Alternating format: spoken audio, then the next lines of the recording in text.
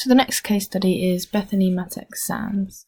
So she's a tennis player. She dislocated her kneecap in the second round of Wimbledon and was taken off on a stretcher. So physiological responses: despite being in a leg brace, she got back into the gym to train up her cardiovascular endurance using just one leg on the exercise bike.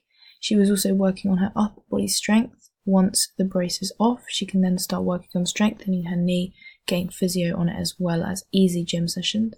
The aim would be to get the knee to the same stage it was before the injury. This would take about 6 weeks to heal before she could get into the gym, however.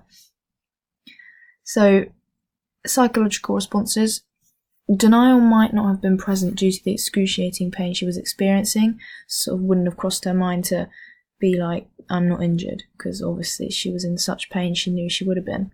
So it was sort of no point she thought, oh, let's carry on playing.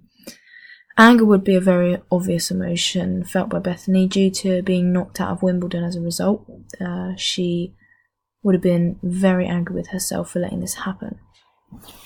Bargaining also, as would be seen, sort of imagining what could have happened if maybe she worked on strengthening her knee or did other things differently or didn't go for the shot or something like that.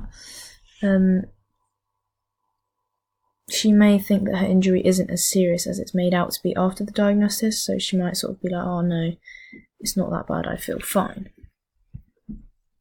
Depression would be a very dominant emotion that she would feel, especially as she is a solo athlete. There'd be no sort of team to support her through it, no team to train with, sort of besides her coaches. So she might begin to feel very isolated, especially when watching the rest of Wimbledon pan out. She might sit there like, oh, that could have been me. Finally, acceptance would happen, and the reality of the injury would be noticed and accepted by Bethany. She is going to happily go through with the rehab and get back on court as quickly as she can.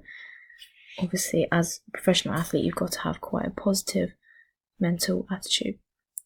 So fear would have been probably an initial emotion due to the scare that the injury would be a very severe one. As she was screaming with pain, there was probably an element of fear in there as well.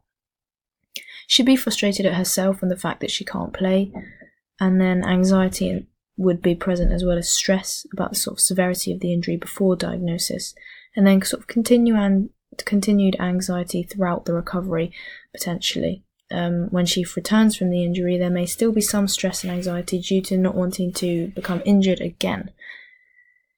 As I've already stated, she may feel isolated just because she can't get involved with Wimbledon and she's got no one to sort of support her team-wise.